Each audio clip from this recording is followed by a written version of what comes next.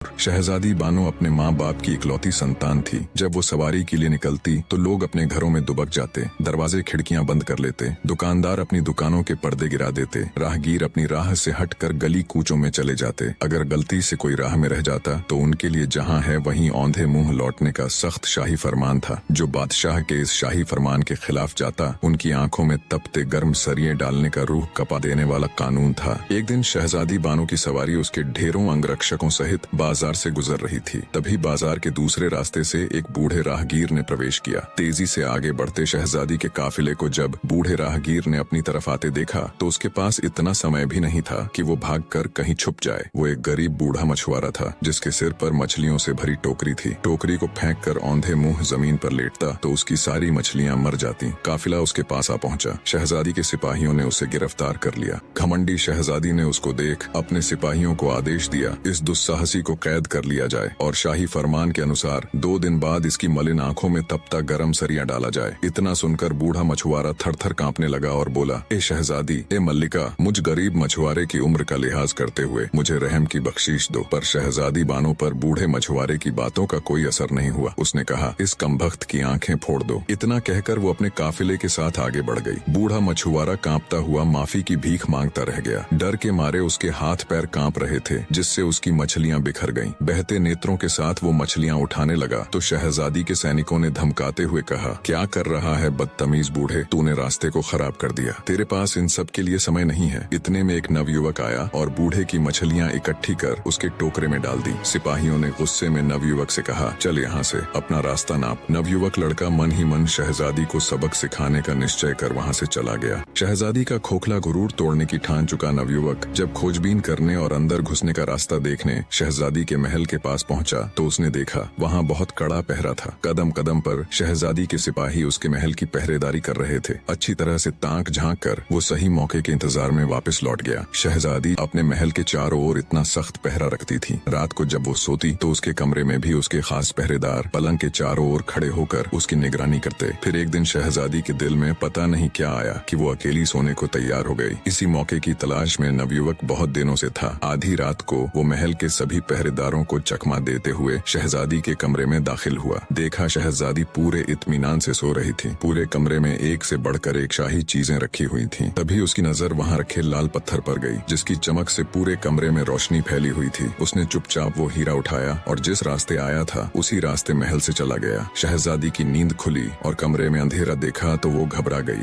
घबराकर शहजादी बिस्तर से उठ खड़ी हुई और हाथों से टटोलते हुए घंटे से बंधी जंजीर तक पहुंची और जंजीर खींच दी। घंटे की जोर जोर की आवाज सुनकर शहजादी के नौकर चाकर उसकी बांदियां तुरंत उसके पास पहुंची। उधर बादशाह और मल्लिका भी घंटे की आवाज सुनकर उठ गए। मल्लिका ने बादशाह से कहा, हाय, क्या हो गया मेरी बच्ची को, जल्दी से उसके पास चलो। बादशाह और मल्लिका जब शहजादी बानो के कमरे में पहुंचे तो उन्होंने देखा शहजादी के पास नौकर खड़े हुए कह रहे थे, मल्लिका, हमने किसी को यहाँ से बाहर निकलते नहीं देखा। बादशाह के पूछने पर शहजादी ने बताया कि अब्बा जान, कमरे में रखे हीरा लाल को कोई चुरा ले गया। बादशाह ने तुरंत सैनिकों को आदेश दिया कि जल्दी जाओ और देखो चोर अभी यही होगा। पर नवयुवक तो कब का वहाँ से जा चुका था। सुबह होते ही बादशाह ने पूरी सल्तनत में घोषणा करवा दी कि जो भी शहजादी के चोरी हुए हीरा लाल को वापस लेकर आएगा या आएगी उसे मुंह मांगा इनाम दिया जाएगा। नवयुवक को जब बादशाह की घोषणा का पता चला तो वो मन ही मन खुश हुआ। वो अब अपने अगले कदम के लिए तैयार था। शहजादी के गुरूर को तोड़ने की नवयुवक की योजना अब उसके हिसाब से जा रही थी। अपनी योजना अनुसार वो बादशाह के सम्मुख पेश हुआ और तख्त के सामने झुककर बड़ी अदब के साथ सलाम किया। बादशाह ने नवयुवक से पूछा, कौन हो तुम? नवयुवक ने अदब के साथ कहा, बादशाह सलामत, मैं शहजादी के चुराए हुए हीरा लाल को लेकर आया हूँ। अब आप अपने वायदे के मुताबिक मेरी मुंह मांगी शर्त को पूरा कीजिए। बादशाह हीरे को देख खुश होता हुआ बोला, कहो तुम्हें क्या चाहिए? नवयुवक ने बोला, बादशाह सलामत, मेरी गुजारिश है कि परसों शहजादी को देखने पर कैद किए गए वृद्ध मछुआरे की आंखें फोड़ने की सजा माफ की जाए और उन सिपाहियों की पीठ पर कोड़े लगवाए जाएं जिन्होंने उसे गिरफ्तार किया और मुझे गालियां दी। बादशाह ने हैरान होते हुए पूछा, उस बूढ़े मछुआरे के साथ तुम्हारा क्या रिश्ता है? नवयुवक बोला, हुजूर ए आजम, मेरा उसके साथ इंसानियत के अलावा कोई रिश्ता नहीं। बस उसकी हालत देखकर मुझे उसके ऊपर रहम आ गया और वैसे भी उसके देखने भर से शहजादी का क्या बिगड़ गया। नवयुवक के मुख से ये बात सुनकर बादशाह गुस्से से तिलमिला उठा। उसने अपने वजीर को आदेश दिया, इस कमबख्त को कारावास में डाल दो और वायदे के मुताबिक उस बूढ़े मछुआरे को रिहा कर दिया जाए और उन सैनिकों को 50-50 कोड़े मारे जाएं। नवयुवक युवक ने बादशाह का हुक्म सुन बादशाह से कहा, बादशाह हुजूर, आप मुझे कारावास की सजा क्यों दे रहे हो? तब बादशाह बोला, एक तो तुमने शहजादी के लाल हीरे को चुराया और ऊपर से शहजादी का अपमान किया है। नवयुवक ने बड़े अदब के साथ कहा, बादशाह हुजूर, हीरा मैंने बूढ़े मछुआरे को सजा से बचाने के लिए चुराया था। आप ये ठीक नहीं कर रहे हैं। अगर आपने ऐसा किया तो मैं आपकी जेल से भाग जाऊंगा और आपका ताज चुरा लूंगा। बादशाह बोला, बेवकूफ लड़के, तू मेरे ताज के आसपास भी नहीं फटक सकता। बादशाह ने सिपाहियों को उसे जेल ले जाने का इशारा किया। इशारा मिलते ही तुरंत सिपाही नवयुवक को पकड़कर कैद खाने ले गए और जेल में बंद कर दिया। नवयुवक जेल में बैठा खुश हो रहा था। जैसा वो चाहता था अब तक बिल्कुल वैसा ही हो रहा था। वो अब अपने अगले कदम के लिए पूरी तरह तैयार था।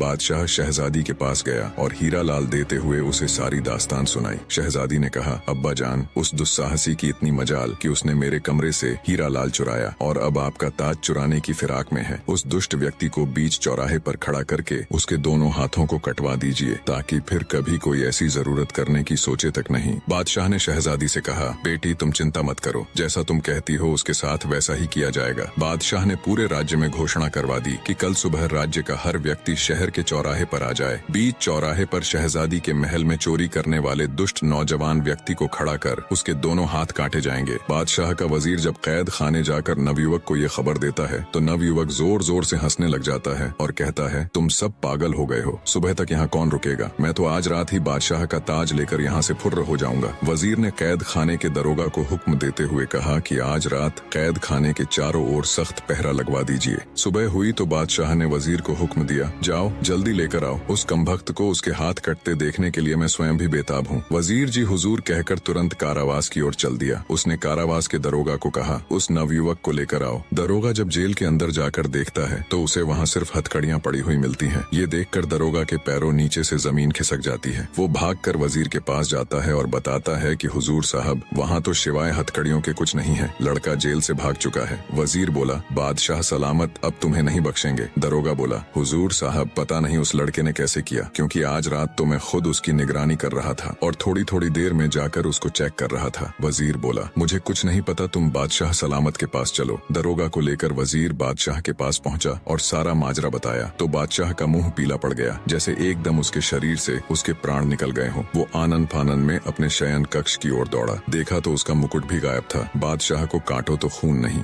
शहजादी बानो अपने पिता के महल में आती है। देखा तो बादशाह उदास बैठा हुआ है। शहजादी ने उनसे मायूसी का कारण पूछा तो बादशाह बोला, क्या फायदा मेरे बादशाह होने का जब एक मामूली सा चोर लड़का मेरे महल में दाखिल हो जाता है और जो उसका मन करे उठा ले जाता है। शहजादी बोली, मुझे तो लगता है सभी नौकर उस कमबख्त से मिले हुए हैं, पर आप उदास मत हो अब्बा जान, एक तरीका है उसे पकड़ने का और आपका ताज फिर से पाने का। आप उस बूढ़े राहगीर को फिर से कैद करवा कर पूरे नगर में घोषणा करवा दीजिए कि बूढ़े मछुआरे की आंखें निकाल कर उसे शहजादी के महल में बंदी बनाकर रखा गया है, वो उसे बचाने जरूर आएगा। बादशाह के हुक्म की देर थी कि कुछ ही देर में सैनिक उस बूढ़े राहगीर को पकड़ लाए। बादशाह ने बूढ़े मछुआरे को आराम के साथ शाही कमरे में ठहराया और अपनी योजना अनुसार पूरे राज्य में घोषणा कर दी कि बूढ़े की आंखें निकाल उसे कैद करके रखा है। नवयुवक को जब पता चला तो उसके तन बदन में आग लग गई। उसने खुद से कहा, जब मेरे ऊपर वश नहीं चला तो उस बूढ़े राहगीर को ही उठा लिया, पर अब बस बहुत हुआ, अब इन सब का अंत करने का समय आ गया है। रात हुई तो शहजादी के महल के चारों तरफ कड़ा पहरा लगा दिया गया। कदम कदम पर शाही सैनिक अस्त्र शस्त्रों के साथ चौकन्ने खड़े थे। खुद बादशाह भी भेष बदलकर गश्त कर रहा था, पर तभी अचानक शहजादी के महल से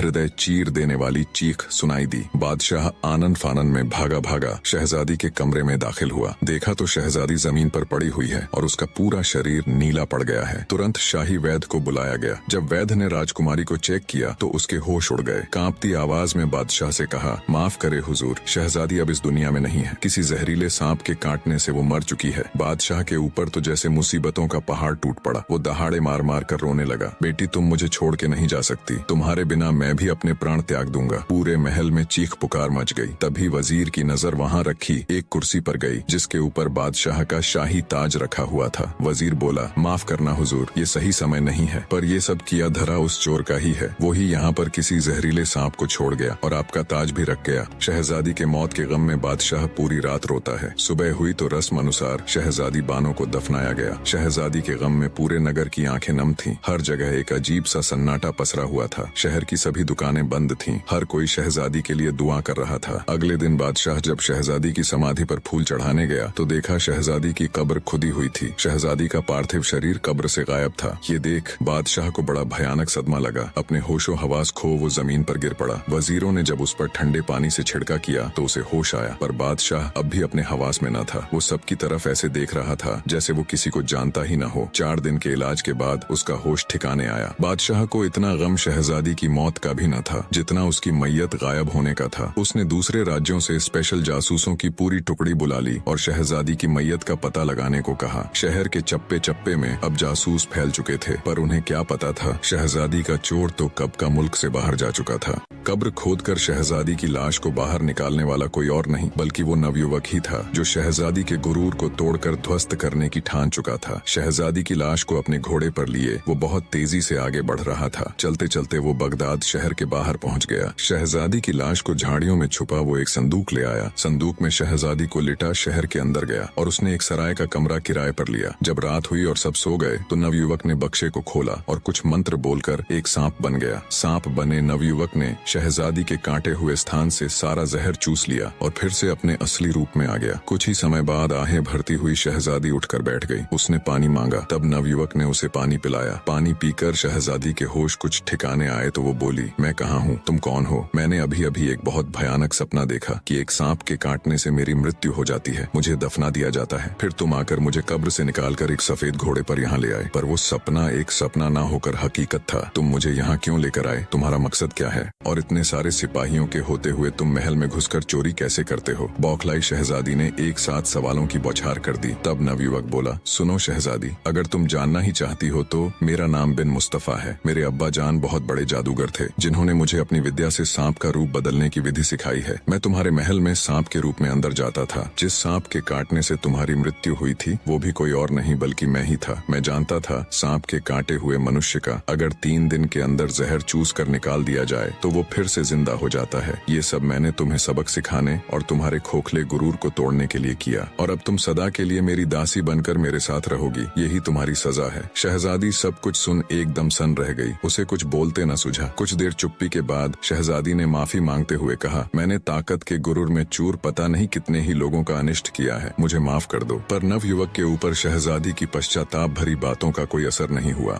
शहजादी को अपने घर लाकर एक बंदी या फिर ये कहे एक दासी की तरह नवयुवक रखने लगा। कुछ दिन तक तो शहजादी ने नवयुवक से मिन्नतें की कि वो उसे उसके पिता के पास छोड़ आए, पर नवयुवक को उसके ऊपर विश्वास न था। उसे लगता था शहजादी ये सब मजबूरी में और उसकी कैद से छुटने के लिए बोल रही है। समय बीतता गया। शहजादी अब अपना पूरा अहंकार त्याग कर एक पत्नी की तरह घर का सारा काम करती और नवयुवक की हर छोटी से छोटी बात का ख्याल रखती। धीरे धीरे नवयुवक के दिल में भी शहजादी के प्रति कठोरता की जगह नरमी ने ले ली। वो उसे चाहने लगा। फिर सोचा, मैं कहाँ एक छोटे से जादूगर का लड़का और वो मुल्क की शहजादी। फिर एक दिन ऐसा आया जब नवयुवक ने शहजादी को परखने के लिए घर पर अकेला छोड़ दिया और भागने का पूरा मौका दिया, और सोचा रात को जब लौटूंगा तब शहजादी मुझे मिल गई तो उसके सामने अपने दिल की बात कह दूंगा। रात तक का समय नवयुवक ने बड़ी मुश्किल से काटा। रात हुई तो वो धड़कते दिल के साथ घर की ओर चल दिया। उसके मन में ढेरों विचार एक साथ चल रहे थे। नवयुवक जब रात में घर आया तो उसने देखा शहजादी कहीं नहीं गई बल्कि रोजमर्रा की तरह अपने कामों में तल्लीन थी। आज पूरा दिन सोचने समझने और विचार करने के बाद उसने फैसला लिया कि शहजादी के साथ उसका कोई भविष्य नहीं है। उन दोनों के बीच प्रतिष्ठा और रुतबे की बहुत बड़ी दीवार है, तो वो उसे सही सलामत बादशाह के पास ही छोड़ आएगा। सुबह हुई तो शहजादी को लेकर वो बादशाह के पास गया। जब बादशाह ने अपनी बेटी को सही सलामत देखा तो उसकी आंखों से खुशी की अश्रुधारा बह निकली। उसने शहजादी को गले लगा लिया और ढेरों सवाल एक साथ दाग दिए। तब नवयुवक ने बादशाह से माफी मांगते हुए सारा किस्सा कह सुनाया। सब सुनकर बादशाह ने अपने वजीर को हुक्म दिया कि इसे अभी फांसी के तख्ते पर चढ़ा दो। पर शहजादी ने अपने पिता से कहा, नहीं अब्बाजान, इसने मेरा अहंकार नष्ट करने के लिए ये सब किया। अब मैं इसे अपने हृदय से अपना पति मान चुकी हूँ। अगर इसे कुछ हुआ तो मैं भी अपने प्राण त्याग दूंगी। बेटी के मोह में मजबूर बादशाह ने दोनों का निगाह करवा दिया। अब पहले जैसा कोई कानून नहीं रहा। प्रजा भी अब खुशी से रहने लगी। इधर शहजादी और नवयुवक भी एक दूसरे के साथ खुश थे।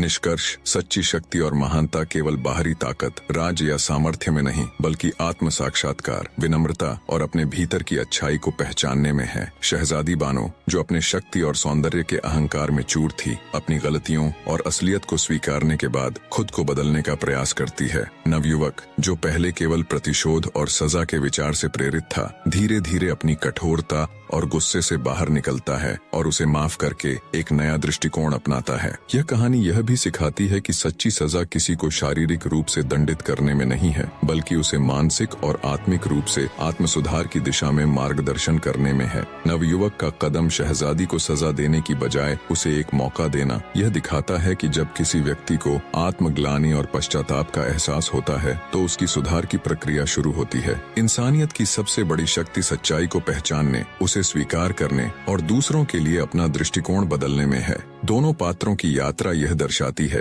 कि जब हम अपने अंदर की अच्छाई को पहचानते हैं और उसे अपने जीवन में उतारते हैं, तभी हम सचमुच महान बन सकते हैं।